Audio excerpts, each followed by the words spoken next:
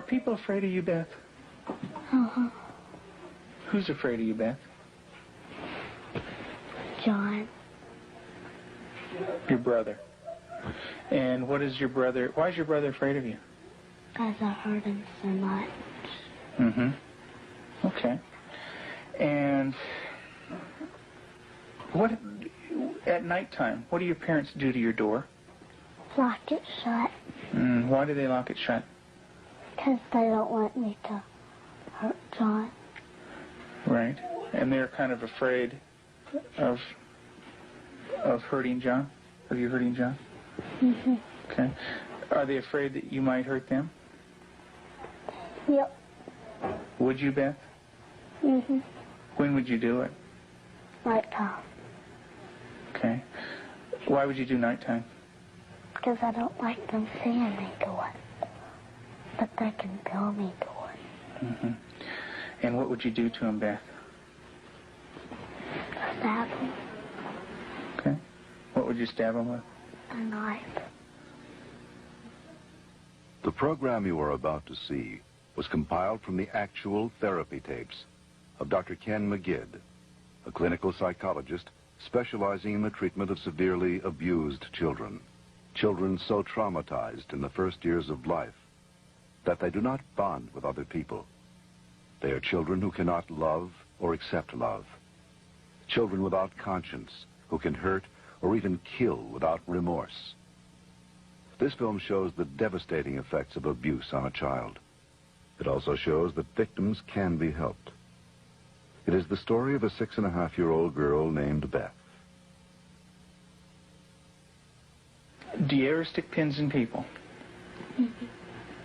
Who? My brother. Okay. Do you do it a little bit or a lot? A lot. Okay. And what are you trying to do to your brother? Kill him. Why do you want your brother to die? Because I was hurt so bad, and I don't want to be around people. Okay. Who else would you like to stick pins into? Mommy and Daddy. What would you like to have happen to them? Die. Jesus could have lived to save Israel, yet he chose to die to save the world. Tim is the minister of a small Methodist church in the South. He and his wife Julie have been married for 12 years. Jesus didn't say so. Unable to have children of their own, they decided to adopt. In February of 1984, they received a call from the Department of Social Services telling them they had 2 children available for adoption. They were told that Beth, 19 months old, and her brother Jonathan, 7 months old, were normal and healthy. We did not need children to make our lives complete. We felt secure in ourselves and secure in our relationship, but we wanted to share that with somebody else. And we felt like we had a lot to pass on to a child, and that was what we really wanted to do. And when the phone call came, it was like, at last it's here. And it seemed like a miracle. It had happened so quick. We'd heard of couples having to wait 5, 10 years on a child, and here we had 2 young children. It was like the answer to our dream. Their dream became a nightmare when they realized that Beth and Jonathan had severe emotional problems. We had the kids with us, Beth and her younger brother John, for probably a couple of months until we began to learn something about their background and their past. And when we learned it, some things seemed to fall in place about her behavior and John's behavior. From several sources, we discovered that they didn't have enough food to eat. That perhaps even Beth went all day maybe with just a box of Kick cereal. John himself was found in a bassinet with little patches of urine all over it and a dirty diaper and a couple of bottles at his feet that had curdled milk, and the back of his head was completely flat. The front of his head had bulged out, and at 7 months he couldn't raise his head, couldn't roll over. He was just had no stimulation, and we think perhaps that had happened to Beth, and it wasn't very long until she began showing some signs of perhaps even some abuse. There was a nightmare that she had, and the nightmare was about a man who was falling on her and hurting her with a part of himself. Tell me about your birth father. What was that nightmare like? When he touched my vagina Okay. until it bled, hurt it a lot until it bled, and wouldn't feed me a lot. He'd hit on me, wouldn't be very nice to me. How old were you? 1. And in your nightmare, what happens? I get real scared. Where are you in the nightmare? What happens in the dream? I'm in the house, upstairs. And then what happens, Beth? When he comes upstairs and, hurts. How do you feel when you talk about this? Scared. Where's your birth father? What's he doing? He's right there, and there's his hand. His hand's right there. Where? Right there. You can't hardly see it because it's green. What's it touching? My vagina. And what is your birth father doing? Hurting it. Your face looks sad. Can you tell me about that? It's crying because there's dots of the tears. Beth had endured severe neglect and abuse as a child.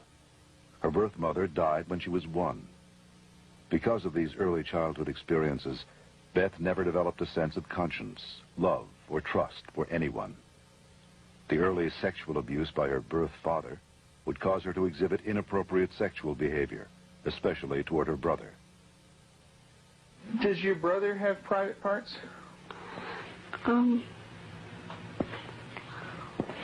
Yeah. Yeah? What is his private parts? Penis and butt. And what do you do with your brother with his private parts, Beth? I heard it. Tell me about it. What do you do? Well, I pinch it. Squeeze it. Kick it. When you do things to your brother's private parts, what does he say? Stop. Okay, tell me that. Well, he says stop, but I don't stop. Do you hurt him? A lot. Okay. And would you like to do that to other boys? When I caught her with Jonathan one morning, she was molesting him. He was crying and his pants were down, and I said, Beth, what's happening?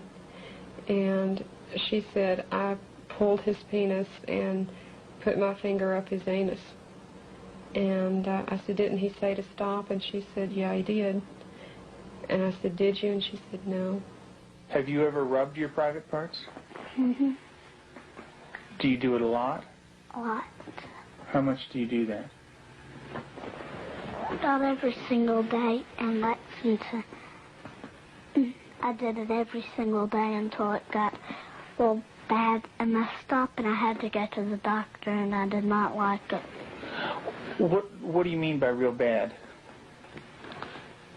Well, it looked real raw, got all kinds of boo-boos on it, germs, a lot of stuff from my hand. And it bled?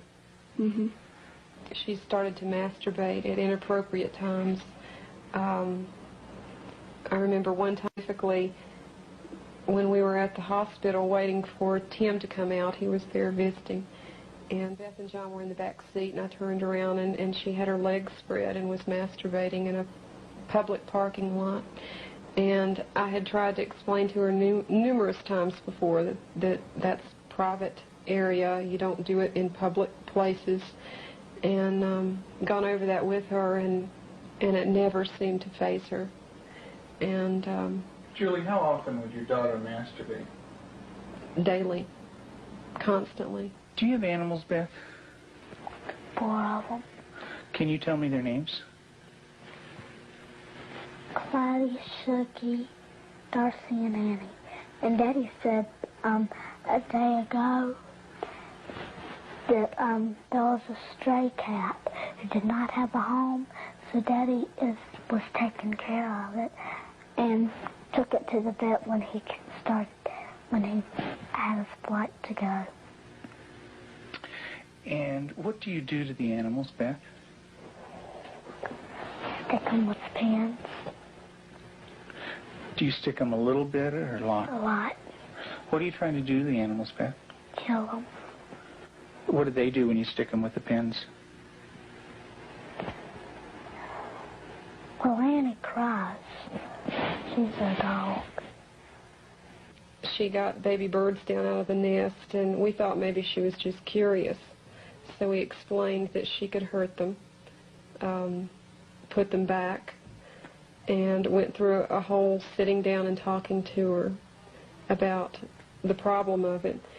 And the next day we went out to check the baby birds, and they were on the ground dead with their necks broken. Let's talk about what happened once when you were smaller, when you found some baby birds in a tree. What did you do then? I took them out. Mm-hmm. And what did Mom say to you?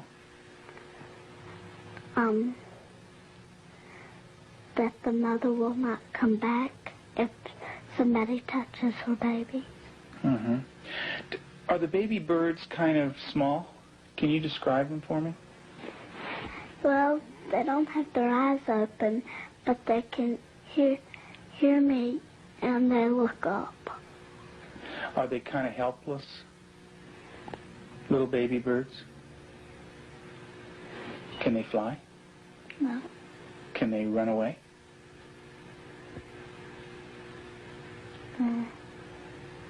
Yes. They can? Are they easy to catch or hard to catch? Hard. Yeah. Well, it's hard to remember. With the baby birds, what did you do? Took them out of the tree. And what did you do with them? Played around too rough.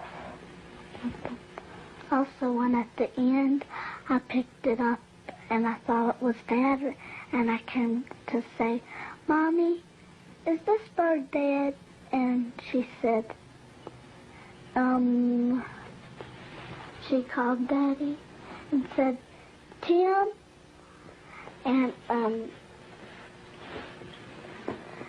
Daddy came and, I think I remember that they said yes. Mm-hmm. And so did the little baby birds die? I don't know. You don't remember? I just remember that I think I remember that Mommy and Daddy said the last bird we got was dead. Mm-hmm. Do you know what Mom said to me? She said that all of them were dead. Did you squeeze them? Did Baby Beth squeeze them? You're doing a good job, honey. Go ahead and tell me what happened. I squeezed them. And what happened? They died. But this kind of aggression at our animals, and even at our brother Jonathan, was beginning to grow to such an excess that our life was miserable at home. John would cry in the mornings and say his stomach hurt. For the longest time, we thought maybe this child has some problem with his intestinal area, or maybe he has allergies, and so we tried to get all that checked out. Come to find out, Beth was coming out of her room and hitting him in the stomach. And so, as a last resort, just to protect him, we had to tie our door shut. So I guess for the last 3 or 4 months now, we've had to tie her in at night, sort of barricade her. The repercussions of Beth's tragic childhood led to uncontrollable rage. Despite the love and nurturing of her adoptive parents, she took this rage out on herself, on her brother, and on them. her acts of violence became more and more cruel and frightening. Well, I noticed several, like paring knives in the kitchen, missing. And my first thought was Beth. And I felt a little guilty about it at first. I thought, nah. But I really didn't even mention it to her. They'd been gone several weeks. She was sitting at the table drawing and mentioned to me, "What do those knives look like that are gone, Mom?" And I said, "What knives, Beth?" And she said, "Weren't they kind of silver and about this big?" And I knew then, and then this little smile that's not a sweet smile, but a malicious type of smile. And I knew then, I thought, she's got them. Tell me about the knives. Where did you get them? From the drawer. And where else? Do you remember? Mm-hmm. Tell me about it. I got them from the dishwasher. What kind of knives?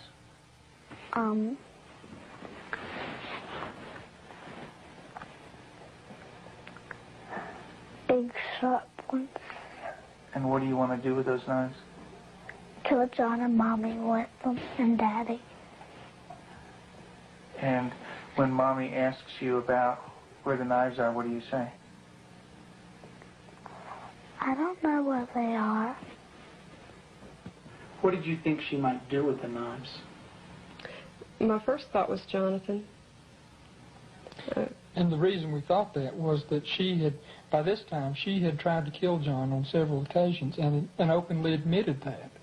In the basement, she was hitting his head against a cement floor. I heard his screams and ran down and had to literally pull her hands off, and she looked wild-eyed. Did you get real mad at him? Did you hit his head real hard?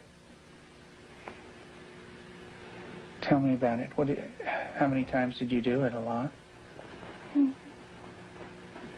What was the floor like? Cement. And what happened to your brother? Tell me about it.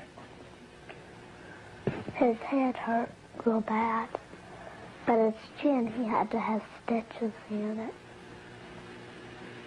Could you stop? Use your words, Beth. No. Okay. What was your brother doing when you were doing this? Playing with the toys. Okay. Was he asking you to stop when you were doing it? What was he saying? He was saying, "Beth, stop." And what did you do? I didn't stop. I just kept on hurting him. What were you thinking when you were doing that? Thinking of killing him. How did you stop? What made you stop? When I heard Peter walking across the kitchen. Mm-hmm. It made me stop because I thought Mommy and Daddy were coming. Okay. Did Mommy come? What did she do? She sent me to my room. Okay.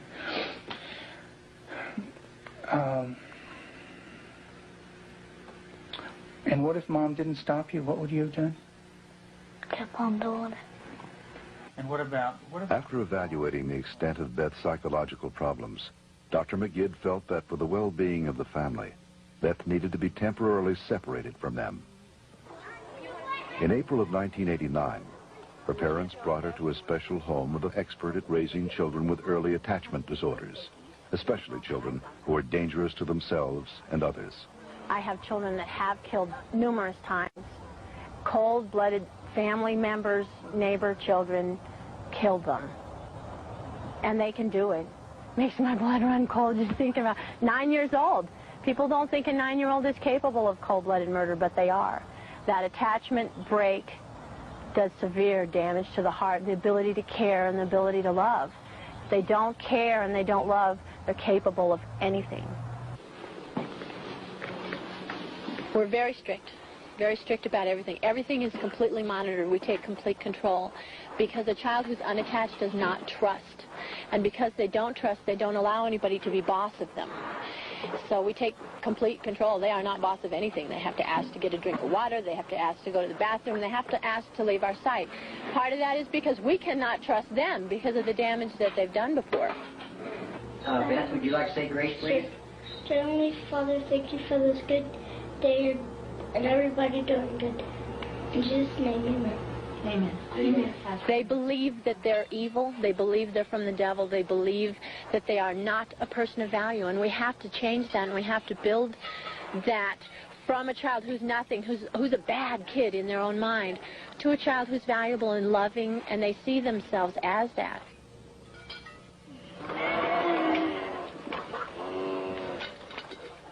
You don't have to bite this. When they do a chore well, we can say, you did a good job, you're a good worker.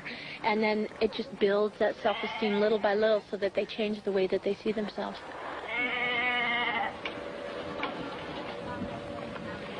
Several months into treatment in this controlled environment, Beth had made progress, and her therapist decided to loosen some of the controls. Anybody wants some more? I've seen that. Beth continued to show signs of improvement. She began to develop a sense of right and wrong. She seemed to respond to affection, was more outgoing. Gosh, you don't have to like She went to public school, made friends at the local church, and even sang in the choir. And you're going to go into Sunday school again this morning? Yeah. And get stickers. Maybe you could put one on your nose. In the years you made it clear that the time of Christ was near. Though the people couldn't see what Messiah ought to be, though your word contained a plan, they just could not understand. That's Elijah? Mm-hmm. Yeah, it's a beard. See his beard. There's his nose, and that's his... Oh, I see. Yeah, see his beard is kind of flowing in the wind and everything. Elijah taken up into heaven, the fiery chariot. Huh? Well, that's Elisha. That's the other prophet that took Elijah's place. And he was left, and there's Elijah, You know? And he learned about sheep, and the Lord is my shepherd. Mm-hmm. March 3rd, you just got that yesterday, huh?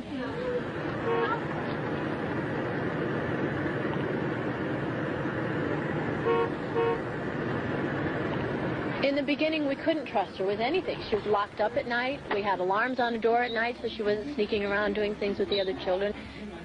We don't worry about that anymore. There's no alarm on her door at night now. She sleeps in the same room with my own daughter, and I trust her that much. She brushes the dogs, and I trust her that much. Because she has earned that trust. She's learned it. She has a heart, and she has a love inside, and she feels bad when she does something now. In the past, because she didn't have a conscience, she didn't feel anything when she did something bad. There was just no feeling there. And now she does feel bad, and it shows in her face. I believe that Beth can make it. She's got a really bright mind. She's got a good heart now, which has done a lot of healing. She's got a really super set of parents. They're powerful, they're knowledgeable, they're motivated. She's done a lot of good work with you in therapy, with Cannell and with myself. She wants to heal, and that's the #1 key. And she wants to heal because she has a family that really cares about her, and she wants to be with them. Do you know where that anger came from? That's when my birth dad hurt me. I had it all inside, and I remembered it, and I started doing it. And what did that do when it was inside? It made me want to hurt people really bad. And who did you hurt? My brother, my mom and dad, and animals. And animals. Who did it hurt the most? My brother. Who did it hurt the most? Me. Why don't you tell me that? It hurt me the most. How did it hurt you the most? Because when I hurt other people, I'm hurting my good self. How do you feel right now, Beth?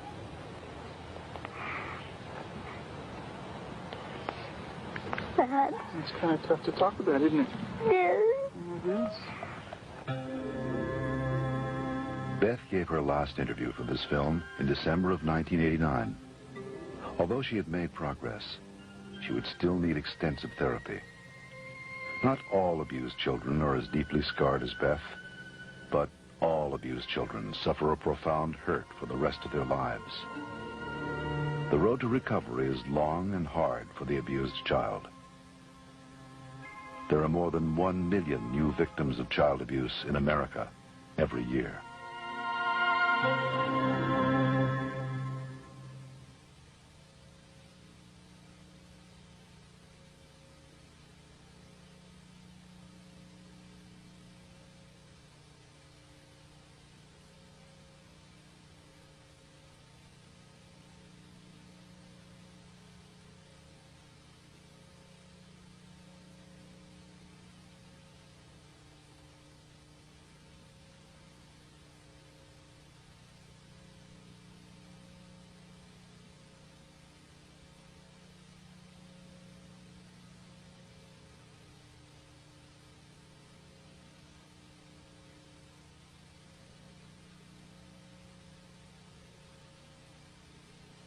For further information on the prevention of child abuse, write the National Committee for Prevention of Child Abuse, Post Office Box 2866, HBO, Chicago, Illinois, 606.